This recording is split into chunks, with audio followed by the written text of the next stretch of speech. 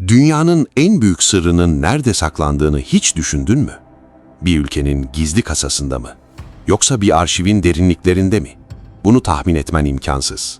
Çünkü büyük sır, 4 kilometrelik bir buz kütlesinin altında, kimsenin göremeyeceği, kimsenin ulaşamayacağı bir yerde.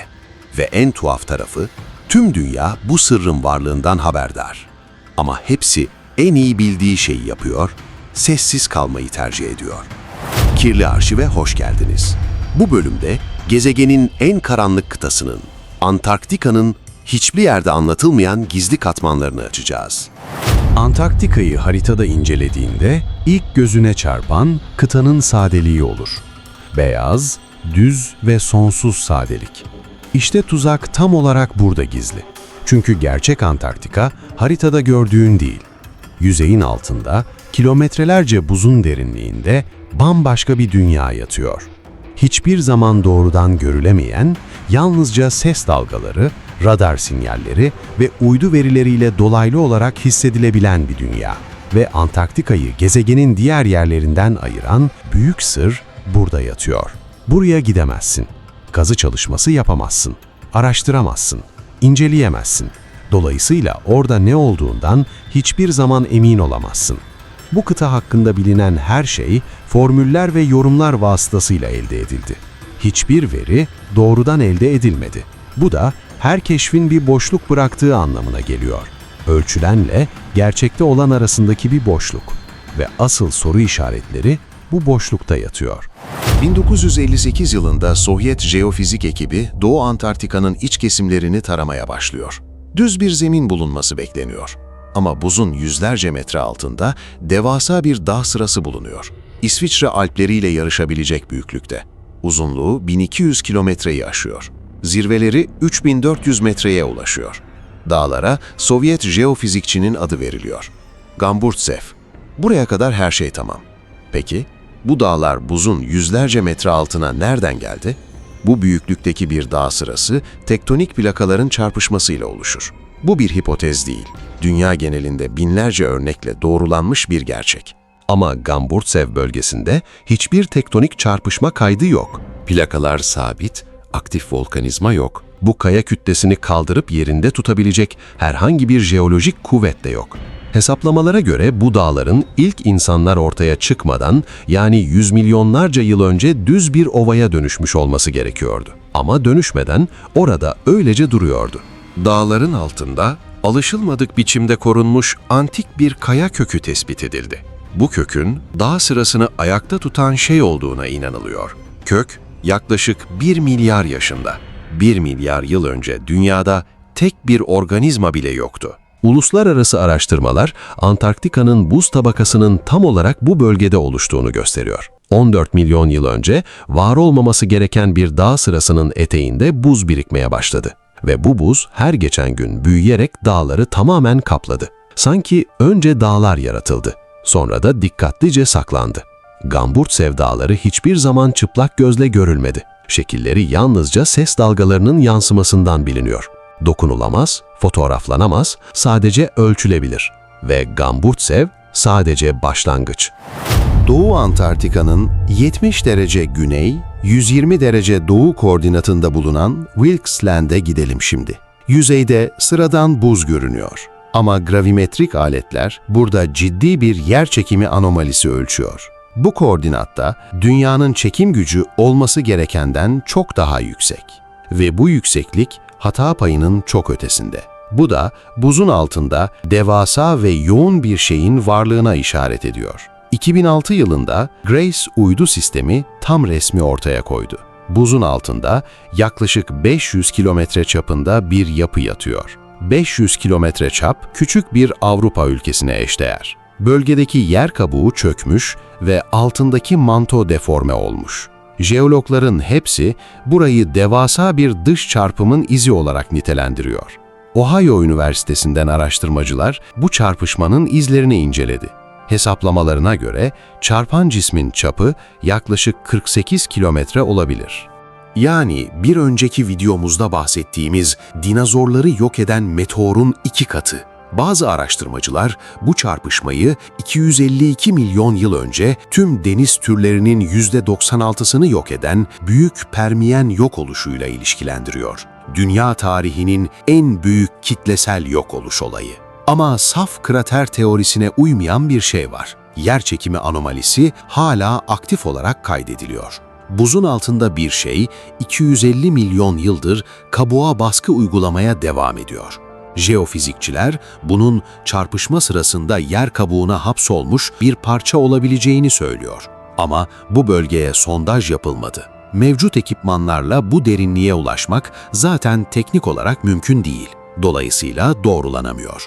Orada tam olarak ne var ve neden hala gezegenin yerçekimini etkiliyor? Komplo teorileri ve diğer tüm ihtimaller beyninde dolaşırken 4 kilometre buz altında bulunan Vostok Gölü'ndeki mucizevi canlılık belirtilerini incelemeye geçelim.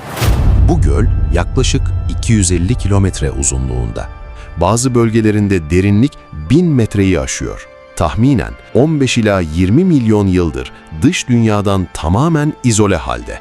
Güneş görmüyor, atmosferle bağlantısı yok ve ortam basıncı normalin 350 katı.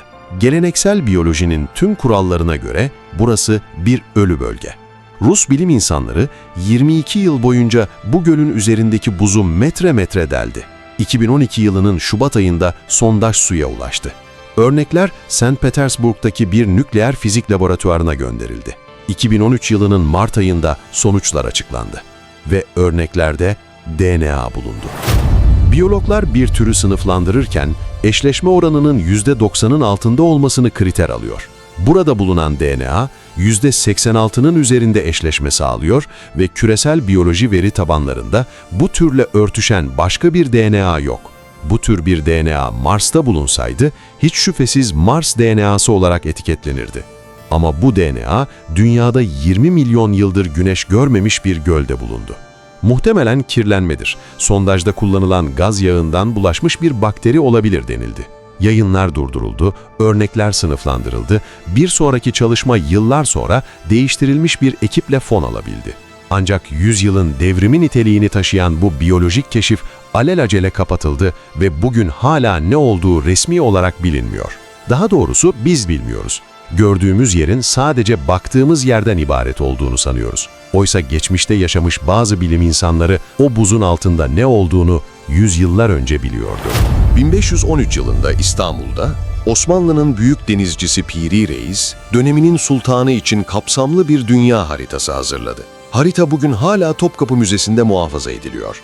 Tarihçiler, haritacılar ve askeri analistler tarafından incelendi. Şehir efsanesi değil, kökeni belgelenmiş bir 16. yüzyıl eseri. Haritanın alt kısmında Güney kıtasının ana hatları var. Burada bir şeye dikkatini çekmek istiyorum. Haritanın hazırlandığı tarihte kıtanın keşfine daha 300 yıl vardı.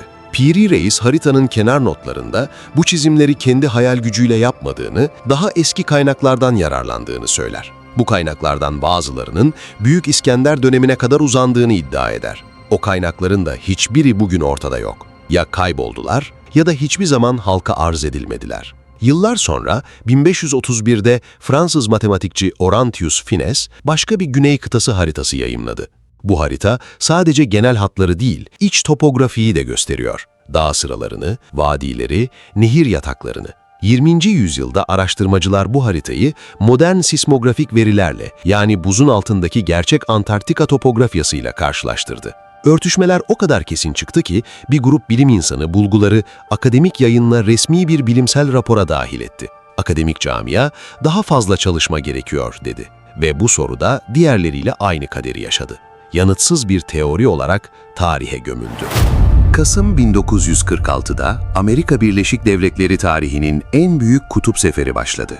13 gemi, 1 uçak gemisi, 23 uçak ve 4700 asker. Komutada Amiral Richard Byrd var. Resmi amacı aşırı koşullarda ekipman testi ve haritalama yapmak. Planlanan süre 6 aydı. Ancak sefer 8 haftada geri döndü. Resmi açıklamaya göre sebep hava koşullarının olumsuzluğu ve teknik güçlükler. Dönüşün ardından bir kayıp listesi açıklandı. Birkaç uçak üsse geri dönmemişti. 5 Mart 1947'de Şili gazetesi El Mercurio, Amiral Byrd'le yapılan bir röportajı yayınladı. Byrd o röportajda, Amerika Birleşik Devletleri kutuplardan gelecek tehditlere karşı derhal savunma önlemleri almalıdır. Bu tehdit, bir kutuptan diğerine yüksek hızla hareket edebilen nesneler biçiminde gelebilir dedi. Düşman uçakları demedi, nesneler dedi. Röportajın ardından Byrd Washington'a çağrıldı ve hayatının geri kalanında bu konu hakkında bir daha hiç konuşmadı. Operasyon Yüksek Atlayış belgeleri 1980'lerde yalnızca kısmen gizlilikten çıkarıldı. Önemli bir bölümü hala gizli. O 8 hafta içinde orada tam olarak ne oldu? Şüpheciler konuyu Soğuk Savaş'ın başlangıcı, Sovyet uçaklarının kutup rotası tehdidi şeklinde açıklıyor. Ama o zaman şu soruyu da yanıtlamak gerekiyor. Bu keşif gezisinin üzerinden 13 yıl geçmeden 1959'da birbirine nükleer silah doğrultan 47 ülke neden aynı anda ve oy birliğiyle bir araya gelip tek bir kıta üzerinde anlaştı? Antarktika, gezegenin üzerinde devlet ve kalıcı nüfusu olmayan, özel kaynak çıkarımı ve askeri üssü bulunmayan tek kıta. 1959'da 47 ülkenin imzasıyla onaylanan Antarktika Antlaşması'na göre bu kıta yalnızca barışçıl ve bilimsel amaçlarla kullanılabilir. 60 yılı aşkın süredir bu antlaşmadan ayrılan tek bir ülke yok. Jeologların hesaplamalarına göre bu buzun altında gezegenin en büyük petrol, gaz ve nadir toprak metali rezervlerinin bir kısmı bulunuyor. Devletlerin bu kaynaklar için savaştığı, ambargo uyguladığı ve darbeye göz yumduğu bir dünyada bu kıta dokunulmaz ilan edildi. Gönüllü olarak ve oy birliğiyle. Bu son 100 yılın uluslararası ilişkilerinin tüm mantığına aykırı. Üstelik bununla da kalmadı. 2015'te Rus Ortodoks Patrik Kiril, bir patriğin Antarktika'ya yaptığı ilk ziyareti gerçekleştirdi. 2016'da ABD Dışişleri Bakanı John Kerry, seçim gününde Washington'da bulunması beklenirken oraya uçtu. Sonraki yıllarda kongre üyeleri, askeri heyetler ve büyük havacılık ajanslarının temsilcileri kıtayı ziyaret etti. Hepsi zamanlarını dikkatle planlayan insanlar. Orada sadece bilimsel raporlardan öğrenilemeyecek ne görüyorlar? İşte bu sessizlik Antarktika'nın belki de en büyük sırrı. Şimdi bir adım geri çekil ve bütüne bak. Var olmaması gereken 1 milyar yaşında dağlar.